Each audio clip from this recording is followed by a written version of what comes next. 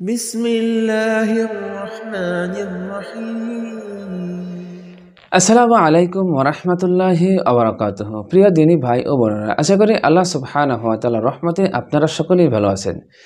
সিরিয়াতে ব্যাপক সংঘর্ষ চলতেছে বিদ্রোহী গোষ্ঠী এবং আসাদ বাহিনীর মধ্যে। যদিও কিছুকাল এই সংঘর্ষটা বন্ধ ছিল, কিন্তু বর্তমানে এই সংঘর্ষ এখন ব্যাপক আকার ধারণ করেছে। তারা ইতিমধ্যে কয়েকটি শহরকে বাশার আল আসাদ বাহিনীর হাত থেকে নিয়ন্ত্রণে নিয়ে নিয়েছে এবং বাশার আল আসাদের বাহিনীকে হটিয়ে দিয়েছে। সম্প্রতি এইচটিএস অর্থাৎ হায়াত তাহরির আল শামের নেতা আবু মোহাম্মদ আল জেলানি তিনি সিরিয়া যুদ্ধ থেকে ইরাককে দূরে থাকার জন্য আহ্বান জানিয়েছেন। মানে সিরিয়া যুদ্ধে তারা যেন অংশগ্রহণ না করে সেজন্য তাদেরকে সতর্ক করে দিয়েছেন। বার্তা সংস্থা এএফপি তাদের এক প্রতিবেদনে এক খবর জানিয়েছে। খবরে বলা হয়, বৃহস্পতিবার টেলিগ্রাম চ্যানেলে এক ভিডিও বার্তায় তিনি ইরাকের প্রধানমন্ত্রী মোহাম্মদ শিয়া আল সুদানির প্রতি এই আহ্বান জানান।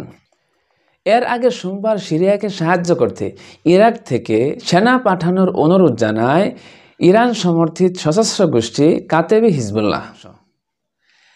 কাতেব ইরান সমর্থিত সাবেক আধা সামরিক বাহিনীগুলোর জোট হাশেদ আল শাবির অংশ। বর্তমানে গোষ্ঠীটি ইরাকের নিয়মিত সেনাবাহিনীর অন্তর্ভুক্ত। ইরাক সরকারের প্রতি এই কাতেবে হিজবুল্লাহর অনুরোধের প্রেক্ষিতে হায়াত তাহরির আল শামের নেতা আবু মোহাম্মদ আল জেলানি এই বক্তব্য পেশ করেন। ভিডিও বার্তায় জেলানি ইরাকের প্রধানমন্ত্রীকে সিরিয়া যুদ্ধে অংশগ্রহণ না করার জন্য অনুরোধ জানান। তিনি হুঁশিয়ারি উচ্চারণ করে শিয়া আল সুদানির উদ্দেশ্যে বলেন, সিরিয়ায় যা ঘটতেছে তাতে হস্তক্ষেপ না করার জন্য হাশেদ আল শাবিকে বিরত রাখুন। জিলানি আরও বলেন যে ইরাকিরা মনে করতেছেন সিরিয়া যুদ্ধ একসময় ইরাক পর্যন্ত পৌঁছে যাবে, অথচ তাদের এই ধারণা সম্পূর্ণ ভুলের উপর। সিরিয়া যুদ্ধের রেশ কোনোভাবেই ইরাক পর্যন্ত পৌঁছবে না, এটা তাদের সম্পূর্ণ ভুল ধারণা।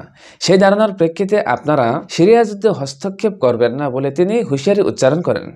আর এদিকে অল্প সময়ের মধ্যেই হায়াত তাহরির আল শাম সিরিয়ার দুটি গুরুত্বপূর্ণ শহর আলেপ্পো এবং হামা পূর্ণ দখলে নিয়ে গেছে। তো প্রিয় দিনী ভাই ও বোনেরা, যদি ইরাক, ইরান এবং রাশিয়া সিরিয়াকে সহায়তা না করে তাহলে আমার মনে হয় কয়েকদিনের মধ্যেই সম্পূর্ণ সিরিয়া দখল করে ফেলবে এই বিদ্রোহী গোষ্ঠীটি। তো শেষ জামানা সম্পর্কে হাদিসের মধ্যে যে সমস্ত যুদ্ধ বিগ্রহগুলোর কথা বলা হয়েছে তা কিন্তু ইতিমধ্যে শুরু হয়ে গেছে। এই সমস্ত যুদ্ধ বিগ্রহ এখন একের পর এক ঘটতে থাকবে। তবে সবথেকে বড় সমস্যা হলো কারা হকের পথে কারা এবং বাতিলের পথে তা কিন্তু এখন নির্ণয় করা খুবই কঠিন হয়ে গেছে। তো আজকের মতো এখানেই শেষ করলাম। ভিডিওটিতে অনুগ্রহ করে একটি লাইক দিবেন আর বন্ধুদের মধ্যে শেয়ার করে অবশ্যই ছড়িয়ে দিবেন। আসসালামু আলাইকুম ওরহমতুল্লাহি ওবরাকাতুহু।